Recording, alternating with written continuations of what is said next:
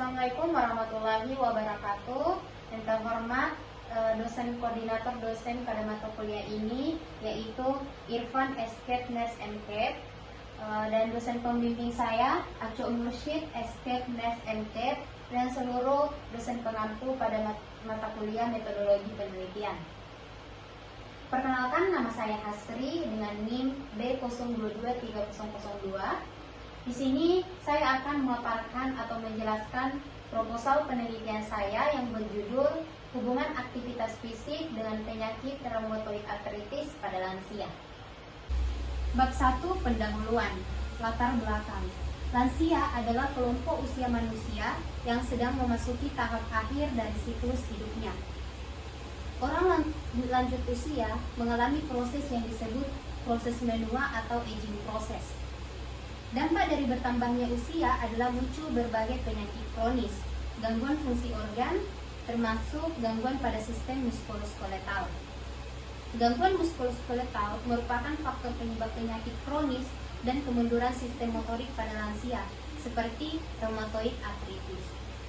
Aktivitas fisik yang dilakukan secara aktif dapat memicu peningkatan intensitas nyeri sendi pada lansia. Hal ini terjadi karena kegiatan dengan intensitas tinggi atau dilakukan secara berlebihan memberi tekanan tambahan pada persendian, sehingga memperbesar kemungkinan terjadinya cedera maupun peradangan.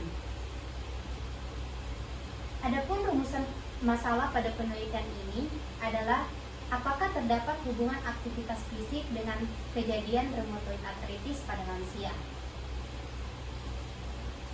Adapun tujuan penelitian pada penelitian ini, pertama itu tujuan umum, yaitu untuk mengetahui dan menganalisis hubungan antara tingkat aktivitas fisik dengan kejadian reumatoid arthritis pada lansia.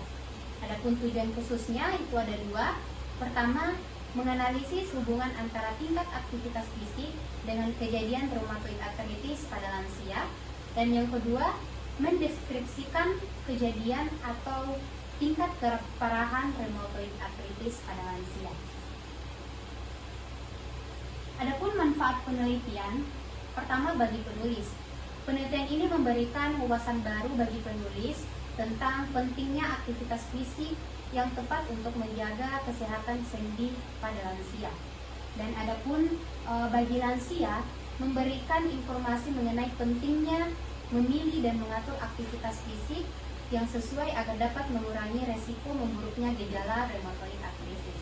Dan yang terakhir, bagi tenaga kesehatan, menjadi dasar dalam memberikan edukasi dan intervensi terkait aktivitas fisik yang aman dan tepat bagi lansia dengan reumatoid arthritis. Selanjutnya masuki bab 2, yaitu tinjauan pustaka.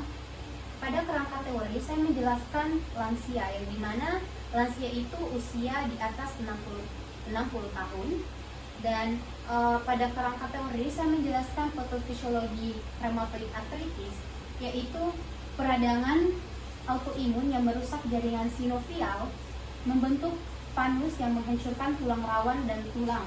Akibatnya sendi sulit bergerak dan otot di sekitarnya melemah karena mengalami deformasi. Adapun pada etiologi reumatoid arthritis itu sendiri ada 10.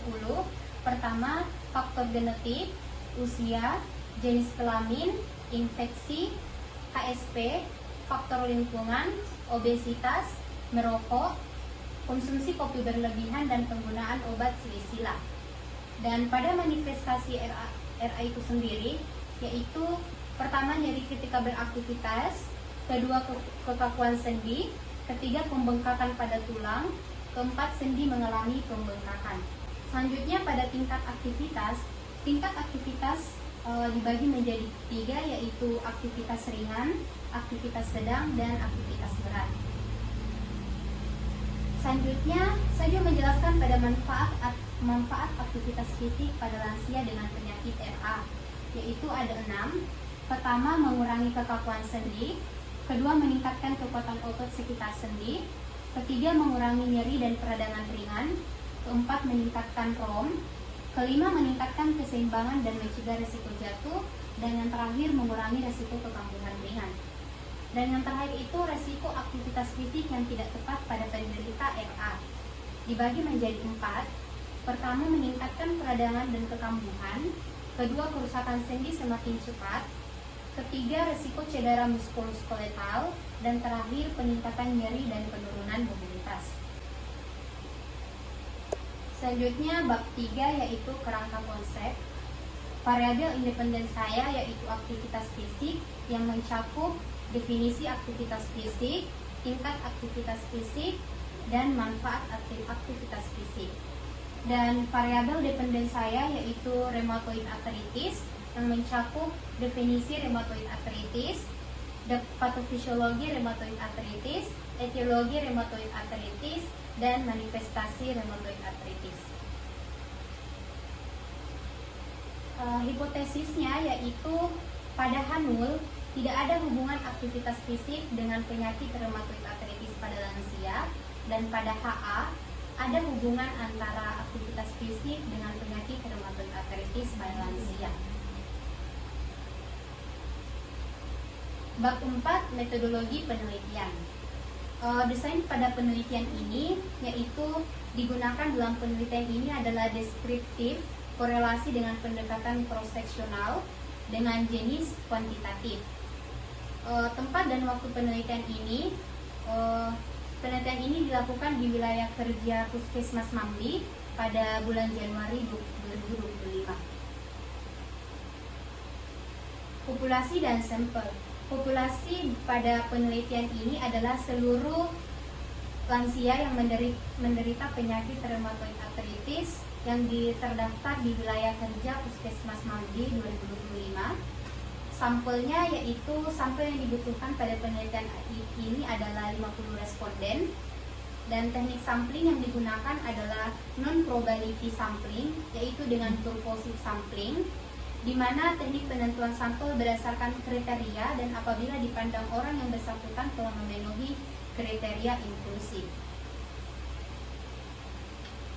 Adapun kriteria inklusinya yaitu lansia yang bersedia menjadi responden, berusia lebih dari 60 tahun, terdiagnosis rheumatoid arthritis, dan dapat berkomunikasi dengan baik.